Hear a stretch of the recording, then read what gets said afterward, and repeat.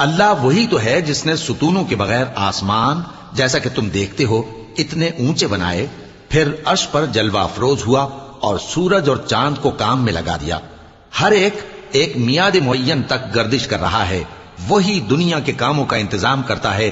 اس طرح وہ اپنی آیتیں کھول کھول کر بیان کرتا ہے کہ تم اپنے پروردگار کے روبرو جانے کا یقین کرو۔ اور وہی ہے جس نے زمین کو پھیلایا اور اس میں پہاڑ اور دریا پیدا کیے اور ہر طرح کے میووں کی دو دو قسمیں بنائیں۔ وہی رات کو دن کا لباس پہناتا ہے۔ غور کرنے والوں کے لیے اس میں بہت سی نشانیاں ہیں۔ اور زمین میں کئی طرح کے قطعات ہیں ایک دوسرے سے ملے ہوئے، اور انگور کے باغ اور کھیتی اور کھجور کے درخت۔